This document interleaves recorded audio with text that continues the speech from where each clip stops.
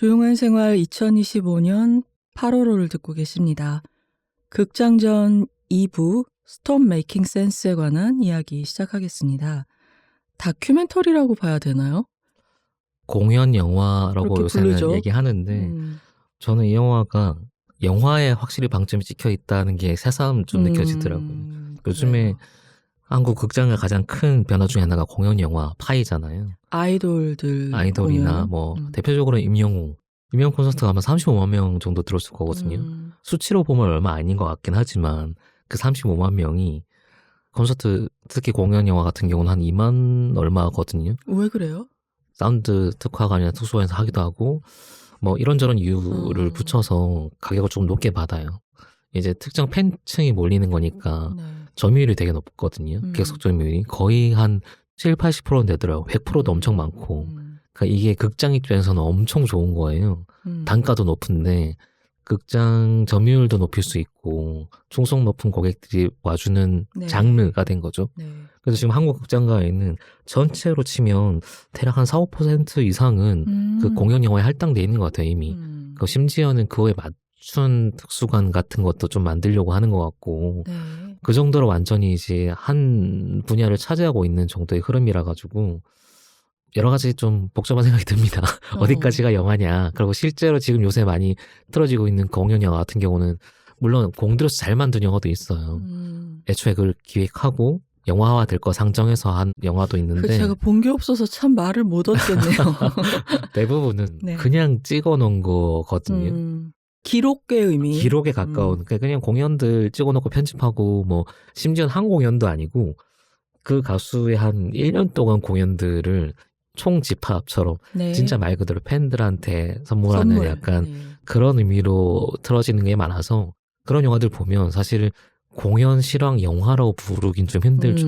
그냥 공연 실황. 네, 공연 실황에 네. 가까운 거예요. 근데 그렇게 하다가 새삼 이제 이 영화를 보니까 네. 이게 무려 거의 40년 전 영화인데도 불구하고 요거는 공연을 소재로 한 영화구나 하는 게 너무 느껴지는 영화라서 네. 좀 달랐습니다. 지금 40년 얘기하셨는데 스톱 메이킹 센스의 주인공은 토킹 헤즈라고 하는 펑크이기도 하고 펑키하기도 한 네. 펑크와 펑크의 경계라고도 할 수 있는 굉장히 독특한, 지금은 이런 밴드가 나올 수 없을 것 같아요. 근데 이 밴드가 1983년에 할리우드 판타지 극장에서 했던 3회차 공연으로 만들어져서 84년에 개봉을 했던 영화고, 연출자는 양들의 침묵, 필라델피아, 레이첼 결혼하다라든가 우리 방금 얘기했던 머티리얼리스트의 다코타 존슨의 엄마인 멜라니 그리피스가 나왔던 영화 Something Wild, 이런 영화들을 연출하셨던, 돌아가셨죠? 조나단 댐 감독님이 무려 연출하셨는데 이분이 음악인들 영화를 좀 하셨어요. 그래서 브루스 스프링스틴 영화들, 수잔 베가, 그다음에 토킹 헤즈도 뮤직비디오도 이 감독님이 만드셨고 해서 전문성이 있는 감독님이 야심을 갖고 그 당시 기술적 한계에도 불구하고 만들어냈는데, 우리가 공연 실황이라고만 부르기에는 다 담겨지지 않는 영화적인 스타일과 토킹 헤즈라는 밴드의 음악과 그리고 무엇보다도 남들과 차별화되는 퍼포먼스, 네. 그것을 어떻게 하면 영화적으로 가장 효과적으로 표현을 할 것인가에 대한 고심이 들어있는 영화입니다. 뭐 어떤 사람들은 공연 영화의 최고봉이다 이렇게 얘기해 준 얘기하면서 나오죠. 그런 평가를 받았는데, 이제 그 다음에 밴드가 해체를 했잖아요. 그래서 뭐 이런저런 일들이 있고 그러다가 40주년인 2024년 이때 또 A24네. 오늘 A24의 날이네. A24에서 이거를 재개봉을 하기 위해서 미스터리 추적하듯이 원본 네거티브를 찾아다닌 거예요. 없어졌다 그래가지고. 근데 어느 창고에서 발견을 한 거죠. 먼지를 뒤집어 쓰고 있는 건. 그래서 다행히도 원본 네거티브를 복원을 하고 앨범도 같이 다시 재발매하고 해서 토킹 헤즈 멤버들도 거기에 대해서 해설도 하고 이러면서 큰 이벤트였고, 우리나라에서도 올해 개봉을 하게 된 것입니다. 40주년 맞아서 이제 4K 리마스터링 해야겠다라고 해서 필름 찾다가 이제 MGM MGM이 웬 말인가?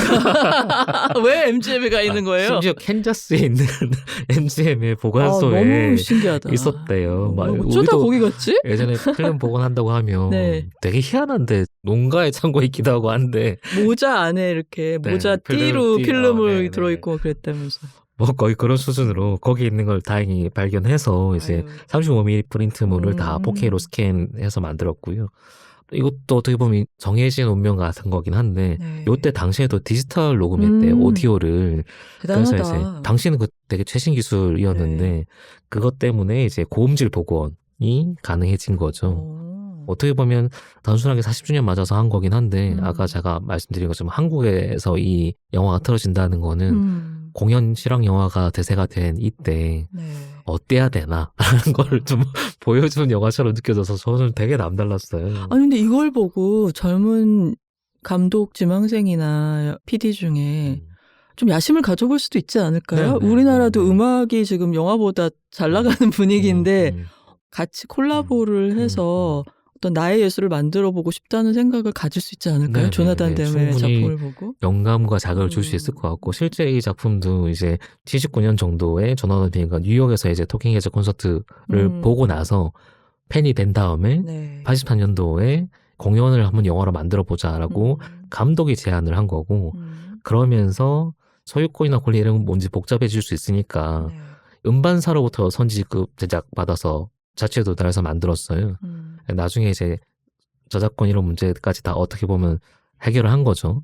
그렇게 해서 찍기로 하고 난 다음에 94년 12월에 할리우드 판타지 극장 거기에서 이제 나흘간 촬영을 해서 만든 건데 공연 한 편을 통째로 찍은 게 아니고 나흘 동안 공연 중에 이제 베스트 컷들을 이어서 한 편의 영화를 만든 거예요. 그렇죠. 근데 싱크가 뭐 잘 거의 맞던데요. 완벽하죠. 네. 네. 실제로 찍을 때도 카메라가 되게 소수의 카메라를 썼잖아요. 그리고 저는 너무 놀란 게 배우들을 블로킹 시킬 수 없잖아요. 이 네, 영화는. 네. 밴드가 하는 대로 하는 거고 그다음에 카메라를 원하는 위치 자유자재로 놓을 수 있는 기술의 시대가 아니잖아요. 카메라가 저는 그 무거운 필름 카메라를 들고 어떻게 그 사이를 누비면서 찍었지 싶어서 너무 신기하더라고요. 그래서 실제로 카메라 한 5대 정도 배치해서 1일차에는 공연장 오른쪽에서만 2일차에서는 왼쪽에서만 그래요. 그렇게 고정 카메라 한 대씩 두고 네. 중간에 사이에 누비거나 정면 찍는 카메라 두고 이렇게 만든 거예요. 어떻게 보면 공연자들도 그거 염두에서 공연의 컨티뉴이티를 맞추는 것도 있고 이게 사실은 이때만 허락되는 기적적인 매듭 같은 게 이 공연에 있지 않았을까라는 생각이 들고 우리 흔히 얘기하는 포착이라고 하잖아요. 네. 다시 재현 안 되는 무언가. 네. 그때만 발생할 수 있는 에너지. 그걸 어떻게 찍냐라고 하면 엄청 무식하게는 롱테이크인 거죠. 길게 전체를 다 담아주는. 기본 태도는 그거였던 것 같습니다. 사실 현란한 편집과 연출을 할 수도 있는데 멀리서 세워놓고 그냥 다 찍는 거예요. 근데 그 다 찍는 거에서 어떤 리듬과 호흡을 만들어낼 건가는 최종 편집으로 만드는 거고 그래서 저는 이 영화가 영화라고 생각해요.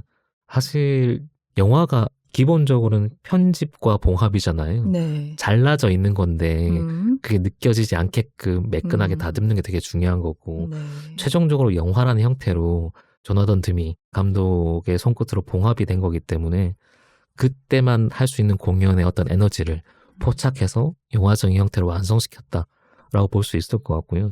그리고 저도 사실 토킹 헤즈 잘 몰랐거든요. 제가 아주 어렸을 때 빌보드 차트 프로그램에서 듣곤 했었어요. 근데 정말 좀 저한테는 이색적인 경험이었던 게 가능하면 저는 처음 영화 볼 때는 정보 없이 보려고 해요. 이제 편집장 되고 나서는 거의 불가능하긴 하지만 그냥 보고 그 다음에 정보 찾아보는 쪽인데 요거는 다행히 영화를 먼저 봤는데 네. 아무 정보 없는 상태에서 음악을 들었는데 너무 신박하다고 해야 되나?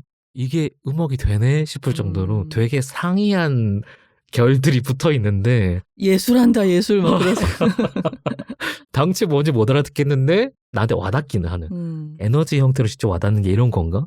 그러니까 40년 전 영상인데 내가 그 콘서트장에 있는 것 같은 느낌이 드는 거예요. 나중에 찾아보니까 이제 이 70년대 이제 펑크한 시대가 거의 끝나고 80년대는 귀신같이 다 미국 기준으로 한다고 하면 보수주의로 돌아서잖아요. 네. 케네디 시기에.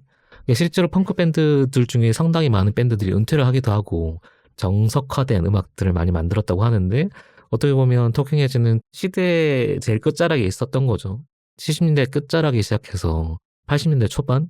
이때 거의 자기들의 그 펑키함의 정점인 거고, 사실 이때쯤 되면 펑크록이라고 부르기도 힘들고, 디스코, 펑크, 뭐, 중간에 보면 아프리카 민속음악 같은 것도 나오고, 뭐, 재즈도 나오고, 진짜 말 그대로 광기의 리듬 같은, 얘네가 지금 자기들이 뭐 하고 있는지 알고 있을까 싶을 정도로, 그냥 원초적인 뭔가 확 뒤섞인다는 느낌을 무대에 그냥 그대로 뿌려내고 있다라고 느껴졌고요. 네. 그래서 이게 70년대, 80년대 영화라고? 그때 음악이라고 하고 좀 놀랐고, 미국에서도 되게 의미 있는 공연이었겠다.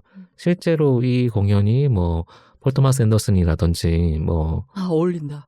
네, 그러니까 PTA 딱인데 여러 사람들에게 영감을 줬다고도 하고 에드거 라이트 같은 감독이 가장 좋아하는 영화 몇 편 할 때 이 영화 올리기도 했고요. 네. 조니 그린우드 앨범 작업기 PTA 다큐멘터리 음악을 했던 네네네. 조니 그린우드. 주는 연출할 당시에 이제 앤더슨이 이런 얘기를 했다고 해요.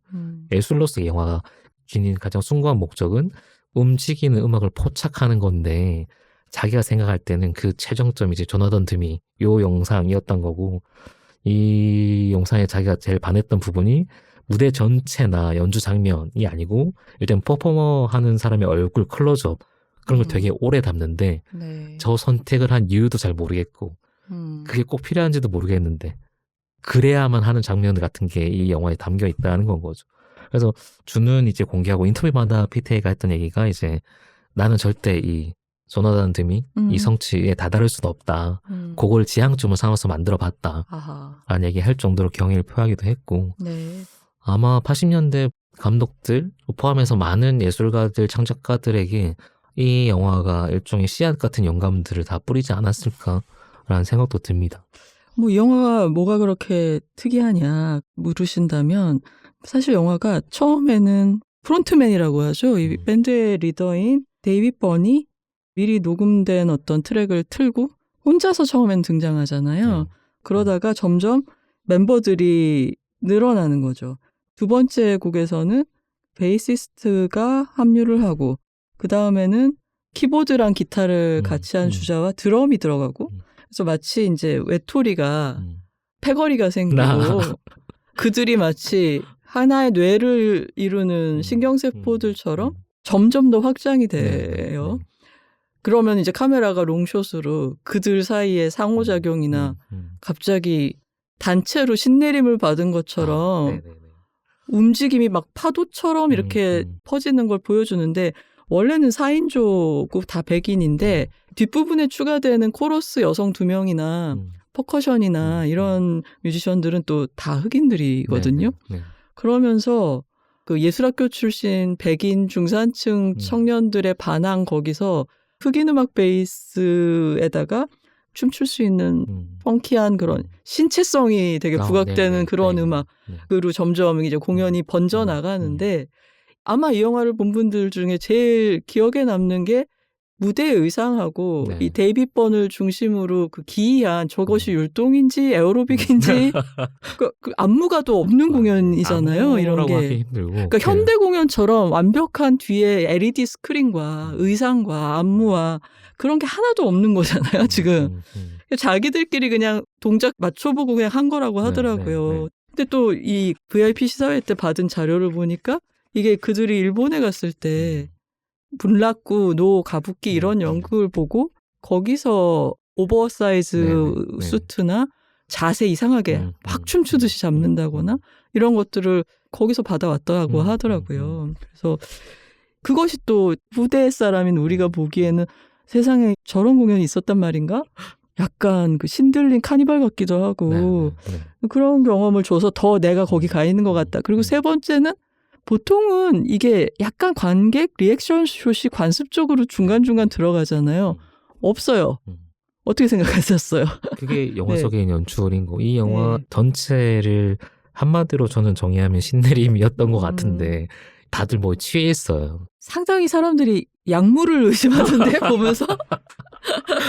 근데 저는 나중에 얘기를 듣고 놀랐던 건 뭐냐면 이게 그 순간에 쟤들이 약간 진짜 신내림 받은 것처럼 서로의 율동에 막 영향받으면서 뭔가 이루어지고 있구나.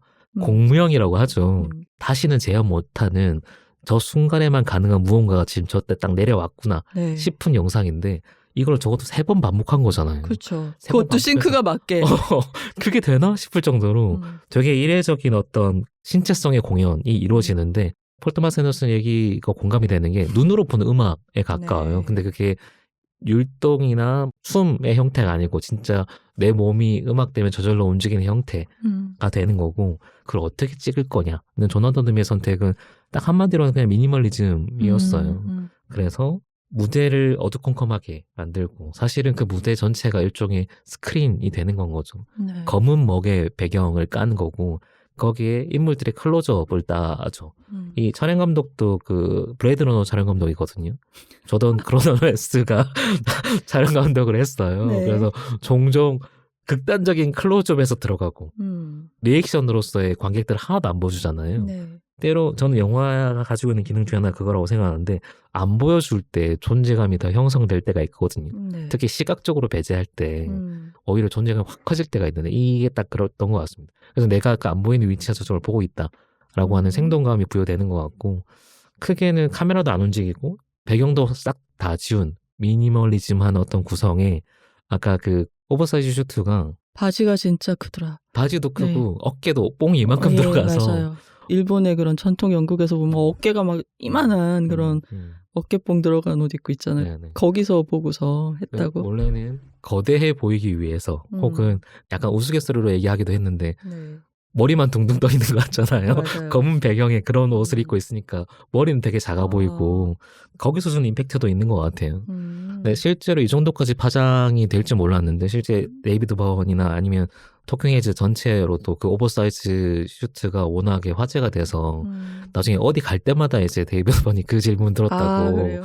그 의상 고르신 이유가 뭔가요? 그래서 나중에 지긋지긋해가지고 오버사이즈 입은 슈트를 입은 이유가 뭐예요? 라고 하는 게 내 묘비명의 질문으로 새겨야 될 것 같다라고 약간 너스레 떨 정도로 아직 살아 계시니까. 네네.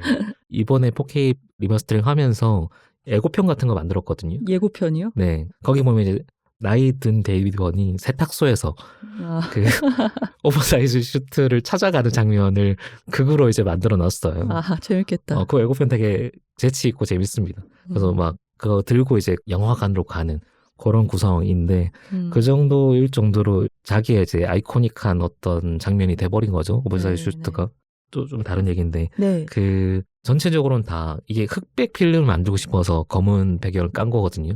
암흑 속에 이제 인물들 배치하고 인물만 도드라지고 조명을 딱 줘서 클로즈업으로 했을 때 그것도 멋있었겠다. 얼굴 배경 엄청 크게 나오는 그렇게 하는 화면을 염두에 두고 이제 이런 컨셉을 취한 건데 그 드러머 있잖아요. 크리스 네. 브란츠라고 한 드러머가 이 3번 공연해야 되잖아요. 첫 공연하고 나서 이 무대 의상을 세탁소에 맡기고 난 다음에 분실해서 영화 보면 전체적으로 다 흑백에 가깝게 무채색이거든요. 네. 근데 크리스 혼자서. 프란츠만 맞아. 그랬던 것 같아. 터키색 좀 어. 튀는 폴로 셔츠 입고 있거든요. 아니, 그 회색 옷 한 벌을 못 구해서. 근데 약간 이런 소소한 에피소드가 또 네. 약간 그때만 가능했던 무언가를 보여준 증거처럼 보이기도 하고. 그리고 이 투어로 돈을 못 벌었다 그러더라고요. 남은 네, 게 없다 네, 그러더라고요. 네, 네. 본인들도 이 정도까지 화제가 되는 공연 영화가 될지는 생각 못 했을 것 같고 시대 전체로 보면 약간 이게 이때 80년대가 어떤 시대냐면 MTV가 막 나오면서 아, 그렇죠. 이렇게 MTV 시작이죠. 화려한 청소년색의 보는 음악 뮤직비디오가 이제 점점 음악씬의 중심에 들어오기 시작하는 시기였는데 네. 어떻게 보면 그거 정반대 색깔이었던 걸 하니까 훨씬 더 눈에 띄는 것 같기도 하고요. 그렇습니다. 극장에서 볼 수 있는 기회를 놓치지 않는 게 좋겠죠. 네, 다행히 최근에는 아까 시작할 때 말씀드린 것처럼 반응이 좋으면 최근에 뭐 거의 2, 3개월까지도 장기 상영하는 것들이 있어서 네. 이 영화는 꾸준히 극장에 계속 걸려 있을 것 같다는 기대를 좀 해보고 지금 네. 반응도 나쁘지 않거든요. 아마 극장에서 이 4K 리마스터링 된 40년 전의 에너지를 느껴보시면 어떨까 싶고 재개봉 영화를 지금 다시 본다는 게 어떤 의미가 있냐라고 하면 그때 당시에 그랬구나가 아니고 그거 봤을 때 이 순간에 저게 완성된다는 느낌이 들 네. 때가 있는데 이 영화는 확실히 그런 에너지를 직관적으로 전달하는 영화가 될 거예요.